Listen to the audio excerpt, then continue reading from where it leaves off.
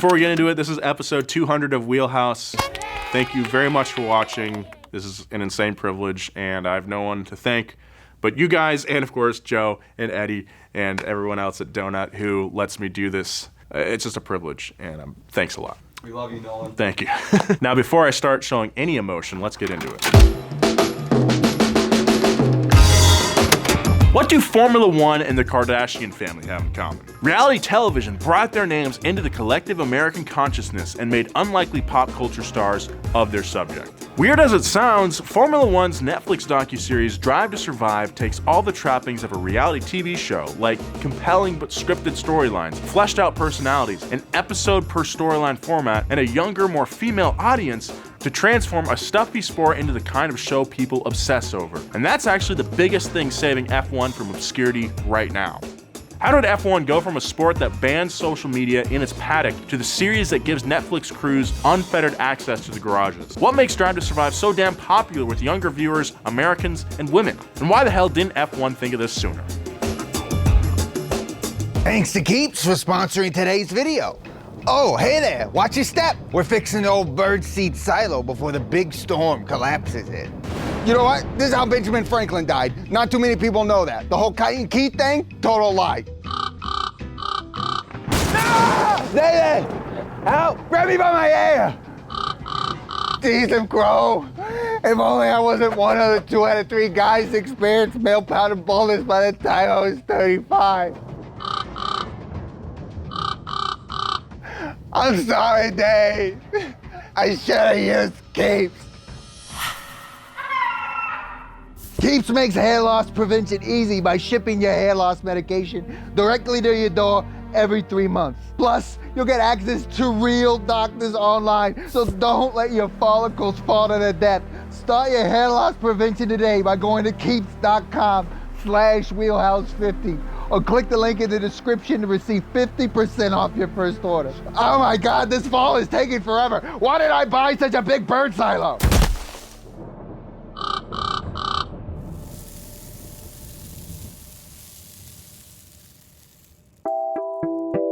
Formula One's longtime relationship with television has been pretty complex, but the Netflix deal hasn't been the first big transformation the series has seen regarding TV. In fact, the ability for fans at home to actually watch races is a big reason why F1 has become an untouchable Goliath of international motorsport. From F1's first race in 1950 until 1980, fans could never guarantee they'd actually get to watch a race on TV. If they got anything, it was usually a highlight reel. Think Wide World of Sports on ABC. It wasn't until the BBC over in England nabbed the exclusive rights to broadcast full F1 races that F1 management suddenly realized how important that whole TV concept is. After that point, Bernie Ecclestone, who was in charge of F1 promotions at the time, started cutting a ton of massive multi-million-dollar TV deals around the world. He kept most of the money for those deals, but F1, its teams, and the FIA, F1's managing body, also got a cut. That encouraged bigger sponsorship deals for teams since brands would be getting international airtime multiple weekends a year. Money made more money, and soon F1 had transformed from a popular but kind of DIY open-wheel series into the astoundingly profitable and dominant business it's become today. TV coverage also brought other changes to F1, usually involving safety. At the 1976 Japanese Grand Prix, F1 forced a race to go ahead in the middle of a dangerous deluge because otherwise it would leave its profitable TV window. And when Ayrton Senna died in 1994, his millions of fans demanded safety changes that would prevent another driver's death airing live on TV. Because TV deals were F1's big moneymaker though, Ecclestone & Co. were extremely protective of any and all F1 content that was being distributed literally anywhere. Those big money TV deals were all well and good until the social media age hit, and fans who wanted to share their love of F1 with others started getting punished for even thinking about the phrase Formula One. Use a clip from a race in a YouTube video or share a GIF on social media, and you'd be facing a copyright claim that got your video taken down. Fans were even getting cease and desists for having F1 in their Twitter handle. It wasn't good, but luckily a change was in the winds, and that change was designed for the social media era. Enter Liberty Media, the weird American-based media conglomerate that owns everything from the Atlanta Braves to SiriusXM. The company's owner, John Malone, had been buying up everything from businesses to real estate since the 1960s, and a lot of his international acquisitions, companies like Virgin Media or ITV, have had ties with F1 at some point or another. It was never really clear why Liberty would want F1, other than for the fact that it looked like it could make a lot of money. Even though Chase Carey, who was appointed F1's chairman, claimed Liberty bought F1 in a noble effort to save F1 from itself. So, Liberty sealed the deal in 2016 for a massive $4.6 billion and took full control of F1 in January of 2017. And Liberty set to work immediately revamping F1's image. Just before Liberty arrived on the scene, F1 had gone full technophobe. It had a Twitter account, but used it very sparingly and only for straight-up reporting of facts. Eccleston punished drivers like Lewis Hamilton for filming Snapchats in the paddock, going so far as to ban all unauthorized distribution of media taken in the paddock behind the scenes. Seriously, think about that for a second. Even the drivers couldn't film social media video on their phones without getting in trouble. And that's coming from Ecclestone, the guy who thought modern drivers were too boring. Then again, he also thought young fans were irrelevant, so we can probably assume he didn't know what he was talking about. Liberty Media set to work changing all that. The F1 Twitter account became lively and actually interesting. Fans weren't hunted down with the exclusive purpose of shutting down their YouTube page for the mere mention of F1. And for the first time in ages, it felt like the series was actually kind of trying to appeal to literally anyone who didn't grow up watching F1 in the 1970s and 80s. But even though F1 might have gotten some new fans by relaxing its social media presence, it would be Liberty's next move that would send them into the mainstream. It would have made sense for F1 to introduce a reality-style TV show at any point of its history, but the popularity of Netflix miniseries gave the series a perfect way to rethink its marketing strategy. So, Liberty Media and Netflix teamed up to create Drive to Survive back in 2018. The whole goal was to send crews out to certain race weekends and capture behind-the-scenes footage of drivers. Once the year was ended, editors would take that footage and sum up an entire season in just 10 episodes. Now, hardcore fans will say that producers took some creative liberties with things like timelines or quotes used during specific events, but most viewers probably aren't gonna care. I mean, it doesn't matter if the series adds its own crash sound effects, or if it put a radio message from Lando Norris at the Austrian Grand Prix over some testing footage. Not really, not if the rest of the story is compelling. That doesn't mean the series was perfect right from the start though. Big name teams like Mercedes and Ferrari declined to participate, which left a gaping hole to fill since the producers couldn't string together narratives about who would win the Drivers' Championship, which is normally the first story people want to tell. It forced the producers to get creative. Instead of hearing about Lewis Hamilton hunting yet another title, it focuses on the little guys who are fighting tooth and nail to stay afloat in a sport that demands more than they can spend. Like Daniel Ricciardo leaving Red Bull because the team tended to favor his younger teammate Max Verstappen. And at the end of the day, aren't those more interesting stories anyway? Eddie's nodding. It's those personal stories that are so key to Drive to Survive success. What takes it from a stodgy, factual documentary and turns it into a piece of art. Are you okay, Nico? Holy shit. I'm hanging here like a cow. In that moment I thought like, shit, you know, that's it, I'm out.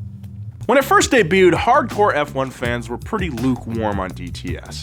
One motorsport journalist claimed the series didn't know what it wanted to be, while another argued that DTS turned away longtime fans because it wasn't true to the nature of the series. It piped in artificial sounds and fake commentators. It forced narratives and rivalries that didn't really exist. It didn't even make linear sense. Give me a break! But for the people who don't normally spend their Sundays watching fast cars drive in circles, DTS exploded. Chris Sacca, an American tech investor with 1.6 million followers, tweeted that, quote, "The F1 thing is sneaky. I previously had no shits to give. Then that Netflix series happens and now I have multiple fantasy teams and set my alarm to watch it all live with the kids." Sacca isn't the only one. Publications like The Atlantic, Vox, The Wall Street Journal, and Forbes all started publishing think pieces about how Drive to Survive hooked their writers. One of those writers, Paul Tassi, claimed that he was, quote, "painfully uninterested in F1 until DTS." So the fact that there's an influx of fans in all these new places means F1 is probably doing something right with Drive to Survive. It's not hyperbole to say that Drive to Survive managed to save F1 from itself. The series was dead set on driving away potential fans by cutting off just about every single way to engage with F1 outside of watching it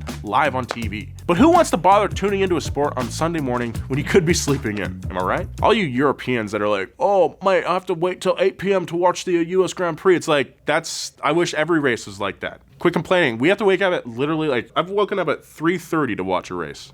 And then I went back to bed because it was kind of boring. But like, You have it so easy. Putting the show on Netflix was honestly a genius move. People could literally stumble across DTS on their front page and put zero effort into consuming a season's worth of storylines in one sitting. They didn't have to pay anything beyond their Netflix subscription cost, and they didn't have to know anything about F1 going in. Compare that with traditional racing publications that require you to already know what's going on, or even the F1 broadcasts that assume you're tuning in because you're already a fan, and you can see why DTS thrived. It takes all those barriers and throws them away, giving you a primer that pares the series down to its basics. At the end of the day, it's bringing in a whole new host of fans, which is something that those so-called true fans should care about more than whether or not the series is totally accurate. The US Grand Prix weekend had 400,000 people in attendance. I think DTS deserves a lot of credit for that insane number. Did you spend all weekend sleeping off turkey and miss the Black Friday deals? Well, don't worry, because we invented an all-new holiday called Cyber Monday to keep the deals rolling. What kind of deals? How about 25% off site-wide? Not good enough? Okay, how about some money-saving bundles to get you everything you need for one low price? I'm talking Hearst Pal bundle, high and low team bundles, a beans bundle, and even the OG Donut Starter Pack bundle. It's all 25% off, and it's only for Cyber Monday, trademark pending. So, stock up now at donatemedia.com before it all ends. Thank you very much for watching. This is episode 200 of Wheelhouse. If this is your first episode, hopefully you'll be here for 200 more, if we can think of that many. I didn't think that we'd be able to come up with 200 episodes. I thought after like 5 that we were done. I want to thank everyone who's been involved with this show, which is a lot of people. We got Joe, helped get the show back on its feet, Zach Redpath, Alex Rodriguez, Felipe for making a ton of thumbnails in those early days, making them stay late on a Friday to make thumbnails. Sorry, buddy. Eddie, of course, for being there with me at Donut since I first started.